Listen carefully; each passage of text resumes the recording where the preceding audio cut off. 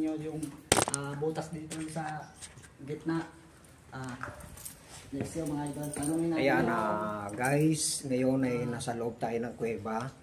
Ayan. Doon tayo kanina guys doon tayo galing.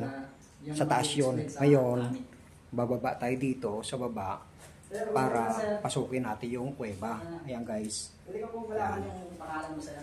Yes, ako po si Cassandra. So, ngayon i-explore natin is first and second year ng Nikalinawan D. Pero kung bibitin po kayong dalawa, dito po tayo. pwede po natin na-explore yung 3, 4, 5 Ayan, years. tignan niyo po yung... meron tayong 5 layer to explore. Ayan. Yun na mga idol. Explanation ni Tignan niyo po. Sir. 5 layers ang kabuuan dito sa crib. Ang ganda, di ba? Guys. Diretso. Ayan. Ngayon, didiretso na tayo doon. Susundan natin yung ating first layer pa lang to.